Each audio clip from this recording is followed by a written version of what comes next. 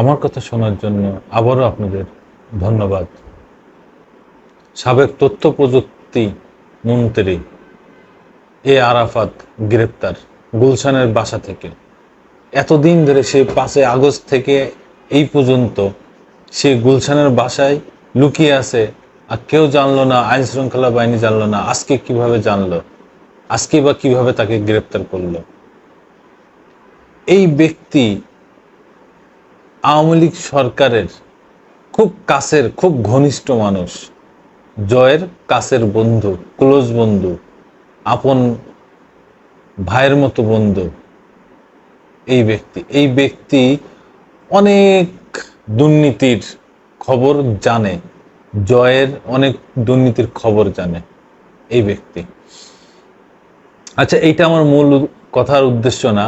আমার উদ্দেশ্য হচ্ছে যে 5 আগস্টের পরে ওই দিন থেকে সারা বাংলাদেশে অনেক আওয়ামী লীগের অনেক নেতা কর্মী বাসাবাড়ি, অফিস, অনেক কিছু ধ্বংস করা হয়েছে, পুড়িয়ে দেওয়া হয়েছে। এরা ছিল জনপ্রতিনিধি। আমি আবারও রিপিট করলাম কথাটা। জনপ্রতিনিধি জনগণের মধ্যমণি থাকে, জনগণের মাথার উপরে থাকে। আর এরা কোন জনপ্রতিনিধি যে এদের বাড়ি ঘর বাড়ি সব অফিস সব কিছু জ্বালিয়ে পুড়ে দেয় জনগণ। এদের যে মহারানী, যে নেত্রী শেখ হাসিনা, তিনি তাদের কাউকে না বলেই দেশ ছেড়ে পালিয়ে গেছেন। ঠিক এতগুলো মানুষের সাগরের পরে ভাষায়, তার নিজের দলরে সাগরের পরে ভাষায় উনি পালিয়ে গেলেন এই লোকগুলোর বিপদে ফেলে। আর যারা এই দালালি করেছে, এই আওয়ামী লীগের, এই শেখ হাসিনার যারা দালালি করেছে, তারা কি ভয়ঙ্কর না বিপদে আছে। সবাই পালিয়ে আছেন। সবার বাসা বাড়ি আগুন দিয়ে জ্বালিয়ে দিয়েছেন জনগণ, জনতা। এই জনতা আপনাদের রাখবে মধ্যমণি করে। সেই জনতার পরে আপনারা দিনের পর দিন যেভাবে অত্যাচার করেছেন, যেইভাবে আপনারা মামলা মোকদ্দমা দিয়ে নাজেহাল করেছেন, আজকে সেই জনগণ আপনাদের যা ইচ্ছা তাই করেছে সেই জনগণ। আর আপনারা সেই জনগণের ভয়তে পালিয়ে থাকলেন। পটুয়াখালী আওয়ামী লীগের সাংগঠনিক সম্পাদক অ্যাডভোকেট আফজাল হোসেন, তার বাড়িও পুড়িয়ে দেওয়া হয়েছে। চট্টগ্রাম সীতাকুণ্ড 4 আসনের সংসদ সদস্য এস এম আল মামুনের বাড়িও পুড়িয়ে দেওয়া হয়েছে। মিরসরাইয়ের আওয়ামী লীগের সিনিয়র প্রেসিডিয়াম সদস্য ইঞ্জিনিয়ার মোশাররফ হোসেন, তার বাড়িও পুড়িয়ে দেওয়া হয়েছে। কি জীবন আপনারা গঠন করেছেন যে আপনাদের ঘর বাড়ি জনগণ পুড়িয়ে দিচ্ছে? আরে ভাই, আপনারা যদি ভালোই হইতেন, আপনারা যদি জনগণের উপকারী করতেন, তাহলে জনগণ আপনাদের উপরে কি কারণে ক্ষেপবে, কি কারণে আপনাদের উপরে এইভাবে প্রতিশোধ নেবে? একটু বোঝার চেষ্টা করেন, নিজের বিবেকের কাছে প্রশ্ন করেন যে আপনারা কি করেছেন। চট্টগ্রামের মেয়রের বাড়ি পুড়িয়ে দেওয়া হয়েছে। শিক্ষামন্ত্রী নওফেলের বাড়িও পুড়িয়ে দেওয়া হয়েছে। এই শিক্ষামন্ত্রী ছাত্র জনতা আন্দোলনে এই শিক্ষামন্ত্রীর বড় একটা ভূমিকা ছিল। তিনি বিভিন্ন সময়ে ছাত্র জনতাকে উস্কিয়ে দিয়েছেন বিভিন্নভাবে। নারায়ণগঞ্জের শামীম ওসমান আরেক ত্রাস। সে বলল যে খেলা হবে, বাংলাদেশে নাকি সে একাই যথেষ্ট। বিরোধী দলের যে সেই সময় যারা বিরোধী দল ছিল বিএনপি, তাদের ঠেকাতে নাকি সে একাই যথেষ্ট। এখন সে পুরো ফ্যামিলি নিয়ে পালিয়ে গেছে। কোথায় পালিয়ে গেছে কেউ জানে না। এই হচ্ছে তার জনগণের ভালোবাসা, এই হচ্ছে তার জনগণের বাহাদুরি, এই হচ্ছে তার মাস্তানি। সে অনেক বড় মাস্তানি করেছে, মাস্তান ছিল। এবং খুব ইমিডিয়েট 2-4 দিনের ভিতরে একটা ভিডিও ভাইরাল হয়েছে। সে খুব ভারী আগ্নেয়াস্ত্র নিয়ে গুলি করতেছে ছাত্র জনতার উপরে। এই ভিডিওটা এখন সোশ্যাল মিডিয়ায় খুব বেশি দেখা যাচ্ছে। এই শামীম ওসমানকে যেখানে পাওয়া যাবে আইনের আওতায় তুলে দেওয়া হবে, আইনের আওতায় তুলে দিন আপনারা।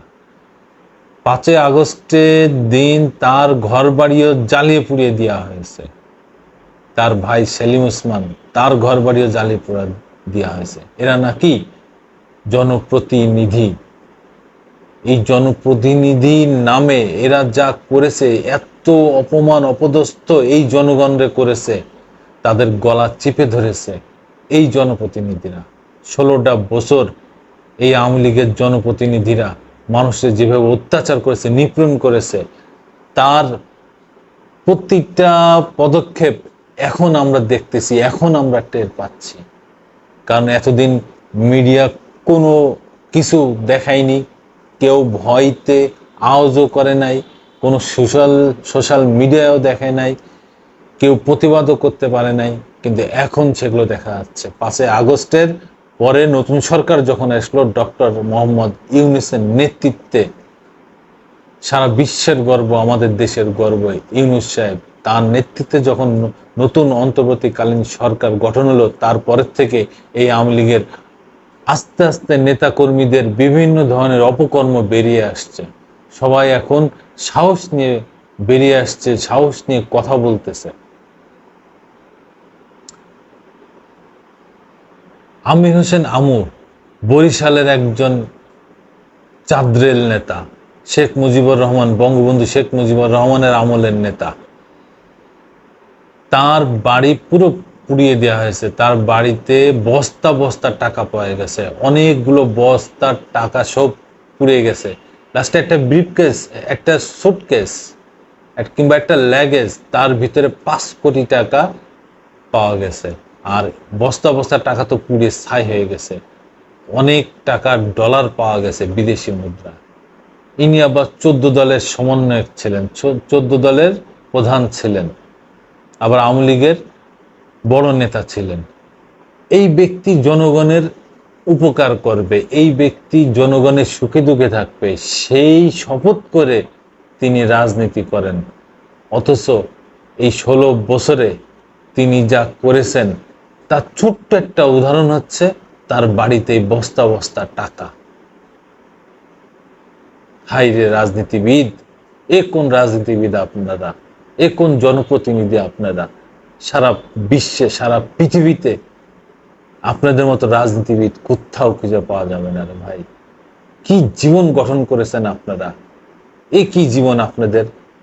হ্যাঁ, এত খারাপ কেন আপনাদের জীবন? এত মানসিকতা নিম্নমানের কেন আপনাদের মন মানসিকতা?